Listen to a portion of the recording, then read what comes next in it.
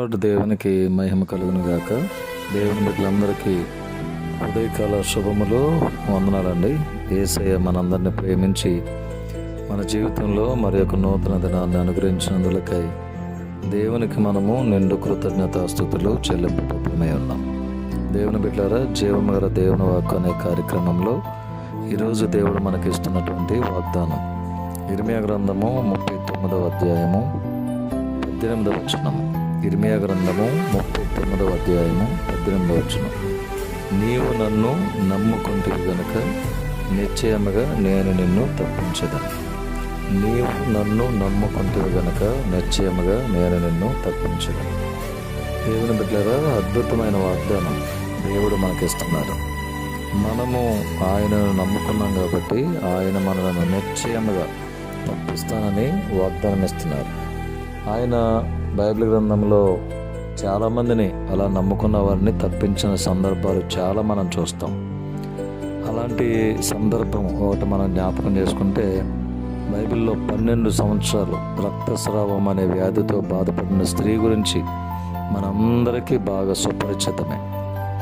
ఆ స్త్రీ 12 సంవత్సరాలు ఎంతగానో తనకున్న బలహీనతను బట్టి బాధపడి, చివరికి చెప్పిన మాటను బట్టి, ఎవరో చెప్పిన మాట విని, యేసయ్య వస్త్రపు చెంగు ముడితే నేను బాగుపడతాను, ఆయన నన్ను స్వస్థపరుస్తాడు, ఆయన నన్ను తప్పిస్తాడు నా బలహీనత నుండి నమ్మింది. దేవుడు యేసుక్రీస్తు ప్రభువారు అద్భుతం చేశారు. ఇదే మాట తండ్రి అయిన దేవుడు మనకు చెప్తున్నాడు, నీవు నన్ను నమ్ముకుంటివి గనుక నిశ్చయముగా నేను నిన్ను తప్పించేదను. నిజమే దేవుని బిడ్డలారా, మీరు ఏ స్థితిలో ఉన్నా, ఏ పరిస్థితిలో మీరున్నా, దేవుడు తప్పించే దేవుడు. ఆయనను మనం నమ్ముకోగలిగితే మన బాధలో నుండి, కష్టంలో నుండి, బలహీనతలో నుండి తప్పకుండా ఆయన మనలను తప్పిస్తాడు.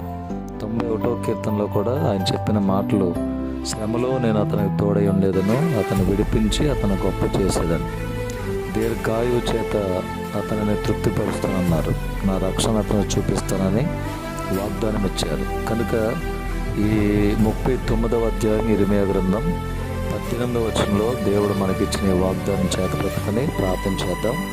ఆయనను నమ్ముకుని మనమందరము బ్రతుకుతూ ఉన్నాం కనుక నిశ్చయముగా ఆయన మనలను ప్రతి పరిస్థితి నుండి తప్పిస్తారు. ఈ వాగ్దానం మనందరి జీవితంలో దేవుడు స్థిరపరచునుగాక. ఆమేన్. మా ప్రేమగల తండ్రి, పరిశుద్ధులైన ప్రభువా, మీ పాదములకు స్తోత్రాలు, వందనాలు, కృతజ్ఞతలు, స్తుతులు, నమస్కారాలు, ప్రణతులు చెల్లిస్తూ ఉన్నాం దేవా.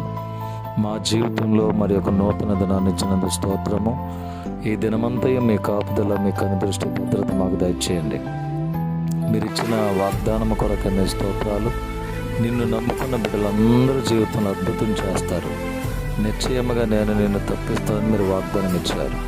ఈ వాగ్దానం స్థిరపరచండి. 12 సంవత్సరాలు రక్తస్రావంతో బాధపడిన స్త్రీ మిమ్ములను నమ్ముకున్నప్పుడు ఆమెను మీరు వ్యాధి నుండి తప్పించినట్లుగా ఎంతమంది బిడ్డలు, వీక్షకులు నాయన ఈ కార్యక్రమాన్ని వీక్షిస్తూ నీ వాగ్దానము వింటూ ఉన్నారో, నిన్నే నమ్ముకున్నారో, వారి జీవితంలో నిశ్చయముగా అద్భుతం జరుగునుగాక.